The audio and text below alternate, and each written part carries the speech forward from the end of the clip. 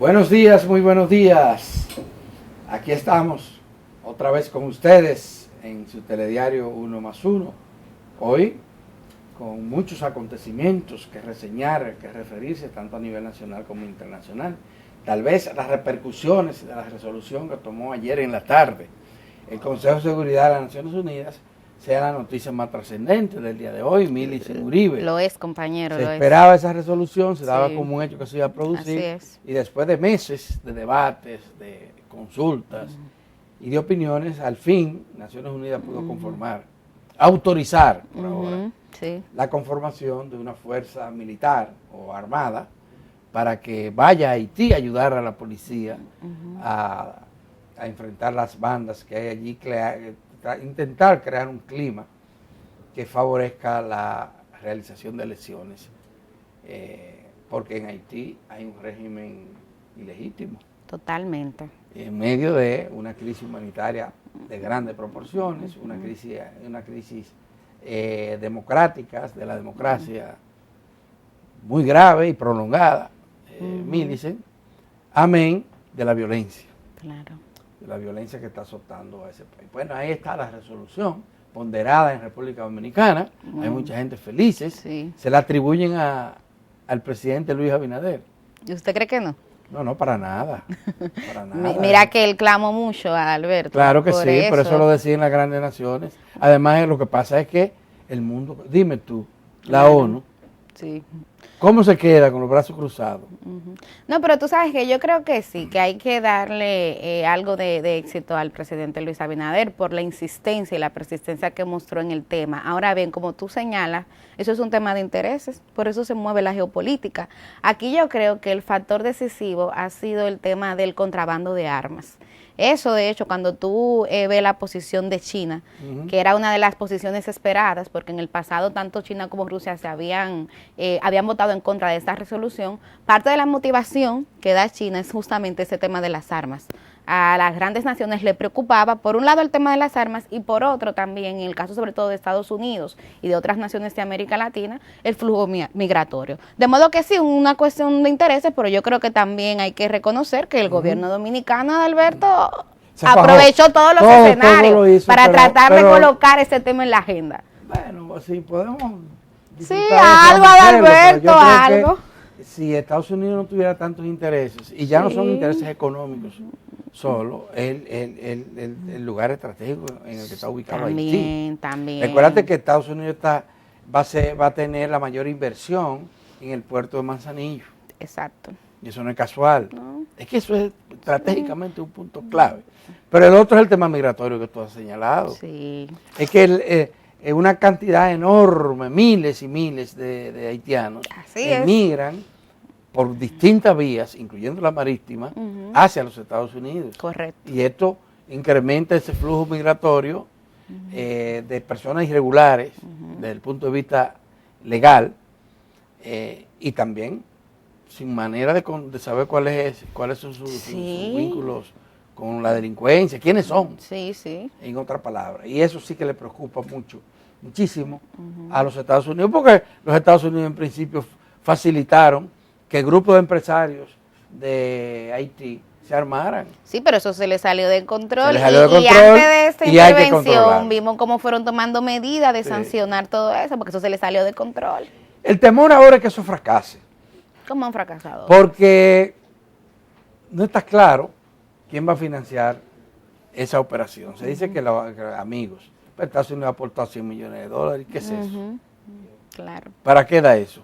Ni siquiera para instalar los campamentos donde estarán las tropas extranjeras. Así es. Porque en Haití no hay nada. Nada. En Haití no hay nada. Eso no va a dar. ¿Quién lo va a alimentar? ¿Quién le va a suministrar los insumos que necesita esa fuerza? Pero además, la propia resolución nacional es parte de premisas. Y una de ellas es que la policía es pequeña en términos de número y mucho más pequeña todavía en términos de capacidad de operación, porque carece de recursos. Entonces tú dices, es para apoyar a la policía. Bueno, vamos a apoyar para que recluten más individuos, vamos a dotarla de equipos, vamos a mejorar los salarios para elevar también su subjetividad. Bueno, cosas como esas. Yo no sé, pero yo no tengo tantas expectativas de lo que va a pasar en Haití. Haití es un pueblo complicado. Es un pueblo complicado porque la gente cree que como son negros, todos provienen del mismo lugar y no es así. No, hay muchas diferencias. Hay muchas diferencias internas enormes. Y una cultura también de riñas, de sectarismo en el pueblo haitiano. Sí, un elemento cultural e histórico ese. Y ausencia de liderazgo, ausencia de instituciones estatales, instituciones políticas, los partidos cualquier cosa en Haití. Tú no tienes un partido significativo. Esto es bien complicado, Por supuesto que a nosotros nos conviene cualquier cosa que se haga en pro de la pacificación y de la construcción de la democracia en ese país. Pero al presidente Abinader no lo escucharon, la Naciones Unidas actuó cuando le dio la gana y fue ahora, tardíamente. Pero no solamente la dominicana, ese presidente de Haití solicitó. Sí, hace un año ya de eso. Sí, una fuerza de ocupación. Mira, yo comparto tu falta de expectativas y introdujo ahí un tema también histórico, porque ya en varias ocasiones Naciones Unidas ha intervenido a Haití. La MINUSTAH fue la más reciente, pero antes de eso hubo otras. Pero cuando uno pasa balance, lamentablemente, los objetivos estratégicos que se plantearon en esas misiones no se cumplieron. Todas tenían en común el tema de lograr estabilizar Haití, porque ustedes saben que ese tema de la violencia, de la inseguridad, ahora está llegando a unos niveles sin precedentes porque tiene nuevos elementos, ese control territorial que tienen las bandas, que ayer decíamos un 70%, ya en realidad es un 80% del territorio, por ejemplo, en el caso de la capital, Puerto Príncipe. Pero, Adalberto Grullón, yo entiendo que algo había que hacer y que definitivamente hay que intentarlo.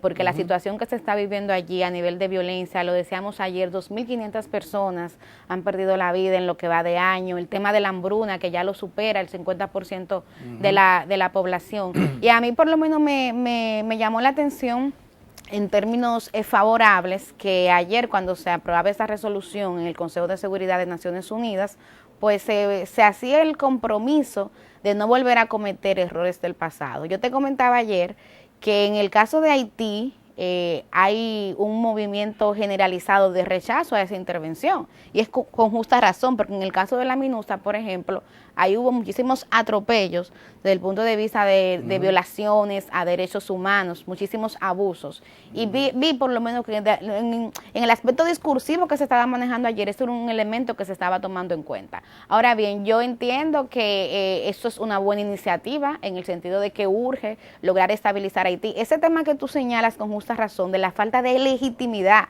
de ese primer ministro haitiano, que inclusive en un momento era considerado sospechoso por el asesinato del presidente Jovenel Moïse, pues yo creo que nada de eso va a ser posible, el hecho de agotar una agenda electoral, de agotar una agenda de seguridad ciudadana, si no se logra fortalecer esa policía haitiana. Pues sí, vamos a ver lo que va a ocurrir, pero hay muchos temores. De esto tú te recordarás que no solamente fue el cólera que llegó a Haití, lo llevaron las tropas estadounidenses, sino, mira, ¿qué hacían con los desechos? Sí. Las tropas allí, cuántos abusos cometieron, inclusive abusos sexuales contra mujeres, jóvenes en Haití y hasta contra menores. Sí, sí. Hay muchos temas en ese sentido. Y como señalábamos, al final se fueron y no dejaron nada que se pueda resaltar hoy como un elemento positivo que haya contribuido al fortalecimiento de la democracia.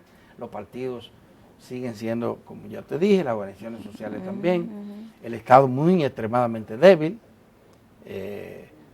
con muy poco peso en la vida de ese país. Vamos a ver ahí. Ahora, mientras tanto, el presidente Luis Abinader dijo ayer que continuará la frontera cerrada. Eso sí me sorprendió. Sí, porque debió aprovechar. Claro, a mí me parecía, exacto. Este es el embajadero apropiado para decir, no, ya vamos. Que, bueno, mira, por lo menos en el comercio de Carranza. Claro. Este es el embajadero adecuado, porque el presidente necesita un embajadero y no lo encuentra. Dicen que el canal de la vigía va a ser el embajadero, Pero eso olvídense, señoras y señores. El tema es si se frena o no el canal que se está construyendo del lado haitiano. Ahí cerca de Juana Méndez, de Fort Liberté y Juana Méndez. Y eso parece que no se va a parar. No hay manera de pararlo. Mira, los haitianos siguen haciendo vigilia. Permanecen ahí grupos. Hacen convites. Convites, todo permanentemente ahí. Ellos están convencidos de que ese es un motivo clave para poner en evidencia su dignidad. Así mismo. Y porque en Haití hay gente que atiza eso también. Claro, hay un sentimiento antidominicano. Sí, y lo atizan. Hay grupos que aprovechan también estas circunstancias para sembrar el odio entre todos los pueblos. Milicen, de aquel lado y de este lado de la frontera. Y yo pensé que el presidente iba a aprovechar bajadero para decir, mira, nosotros hicimos campaña para que esto se produzca. Lo han escuchado, ahora le vamos a dar un chance. Ya.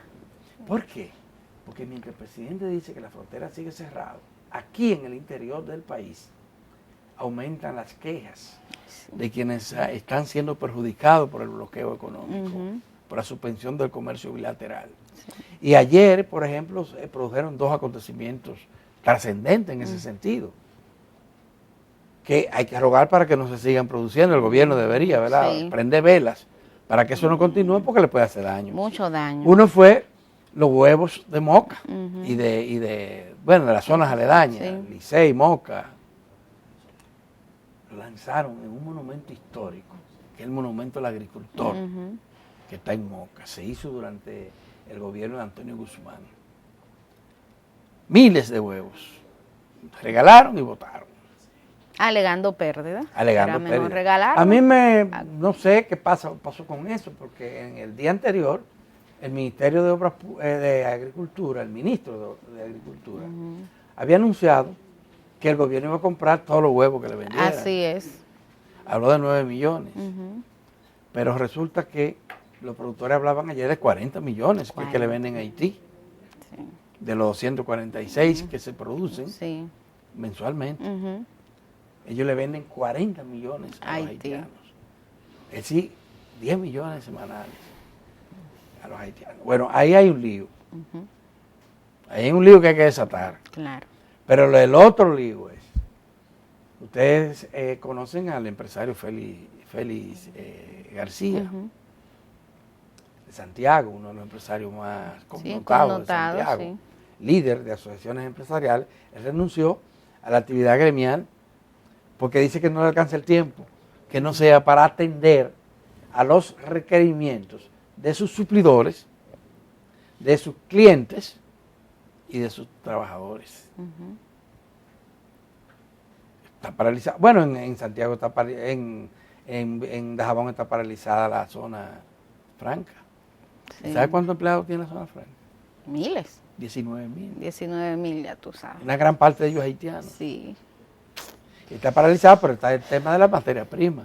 Y esa materia prima se la suplen otras empresas dominicanas.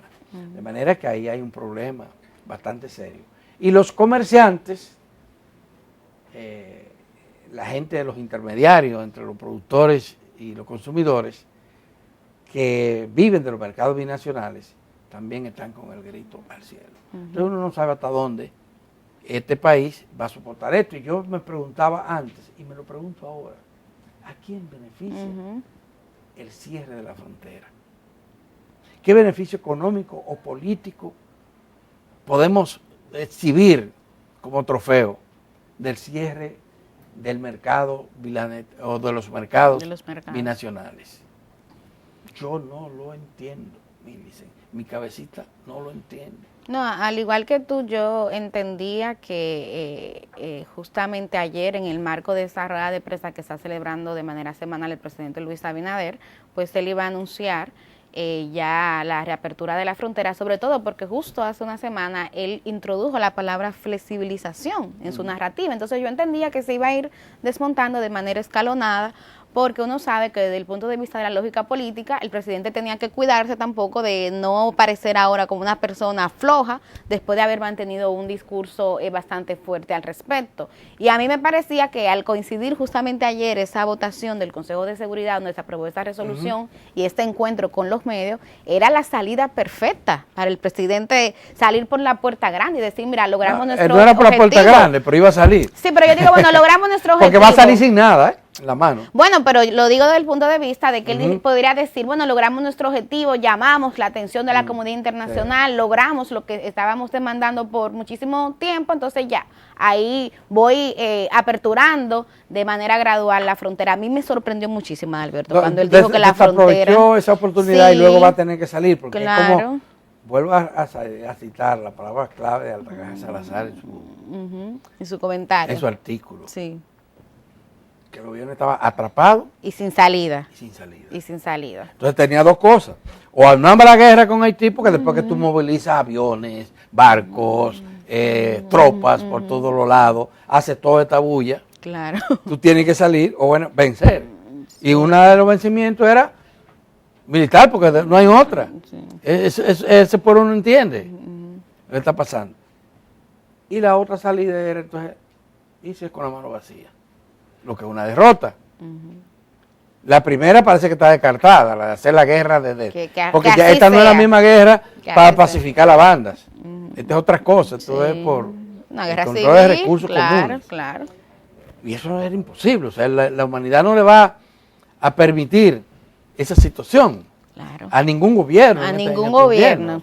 Y en ninguna parte del mundo. Es imposible. Claro. Oye, por un asunto como este, porque eso se resuelve de la manera diplomática que fuera que debió de usarse en ese momento. Y lo otro es hacer toda la bulla, movilizar a todo el mundo, sufrir las pérdidas económicas que hemos tenido, el deterioro de las relaciones bilaterales, y entonces irse con la mano vacía. ¿Qué es lo que va a ocurrir? El otro elemento es, Adalberto, que mira, por más esfuerzos que se hagan, y nosotros tuvimos aquí al director de Inés, pero también hemos seguido atentos las posturas del ministro de Agricultura, por más esfuerzo que se haga, o sea, esto no es sostenible a largo plazo. No lo es. Estamos hablando de un intercambio comercial con un país que le compra a República Dominicana en unas condiciones privilegiadas. Que yo he escuchado también muchas personas decir, no, que vamos a aprovechar para conquistar nuevos mercados. Señores y señoras, eso toma tiempo, eso no se hace de un momento para otro. Y no es verdad que tampoco van a comprar en las condiciones en que República Dominicana le vende. Hay otras exigencias desde el punto de vista fitosanitario. Y eso no se hace de la noche a la mañana, pero, Alberto Grullón. ¿Tú crees que si nosotros tuviéramos otros mercados mejores para colocar nuestros productos? Lo hubiésemos hecho antes. Lo hubiésemos hecho hace mucho. Porque ven acá. Eso está clarísimo porque es así. Claro. Bueno, esa es la situación que nosotros tenemos. Por otra parte, me dicen ayer fue un día de debate, de las repercusiones, de análisis, interpretaciones, del éxito que tuvo el Partido Revolucionario Moderno en sus concurridas primarias. Se esperaba que Manuel Jiménez hablara, él no habló, habló su vocero. Sí. Y dijo, bueno, que le bajaron línea de arriba en contra de él. Entonces, eso fue lo que dijo, pero hay mucho entusiasmo. Los premiistas están ahí, muchachos, con el ego en el cielo ahora, y yo creo que a la oposición le dieron un tablazo. Un tablazo, están aturdidas, la oposición está aturdida con esto, y entonces los PRMistas que creen que ahora es que le van a dar duro en las elecciones de febrero. Las municipales. Mientras tanto, mi licencia, se supone que ayer, tal vez será hoy, ayer debieron conocerse, pero tal vez sería hoy o mañana o pasado, no sé, pero muy pronto, los resultados de las encuestas que hicieron varios partidos para escoger a sus candidatos a cargos electivos, alcaldes, diputados, regidores. Sí. Bueno, aquí había dicho el viernes pasado Eddie Olivares. Que era ayer que se iban a conocer. Eso no ocurrió, pero tal vez sea hoy. Claro. Ayer ellos tenían que coger una pausa Estaban en fiesta. Disfrutarnos, ¿no? Y además de la portada de los diarios, los periódicos, los comentarios, y todo el mundo hablando de que ya sí se arreglaron. Y la verdad que fue un éxito para el país, en tanto y cuando, mire, pocas veces se han hecho convenciones, procesos que movilizan a tanta gente y no se reporta ningún rasguño. Sí, Fue muy ordenado. No y fue hubo peleó. conflictos. No, bueno, Ramón Alburquerque, tu amigo. Ramón Alburquerque felicitó al presidente. Sí, y se puso Y a dijo la que orden. va a Se trabajar puso a con la eso. orden, claro. Vale. No tenía de Vale, otras. vale. Damas y caballeros, vamos a hacer una pausa. Y cuando regresemos vamos a mantener aquí a Ito Bisonó, quien es el ministro de Industria y Comercio. Y ahora dirigente del PRM y del Partido Reformista. Así, del PRM, él forma parte de la dirección ejecutiva. Ya definitivamente se fue del Sí, PRM. sí, así es. Bueno, lo tendremos aquí, un joven político batallador. Y después, Ciriaco, Antonio Ciriaco. Hoy es martes, Hoy es toca martes. conversar con ¿Y Ciriaco. cuántos temas tenemos que hablar Sí. con nuestro asesor económico, Antonio Ciriaco? Así que pausamos y volvemos inmediatamente.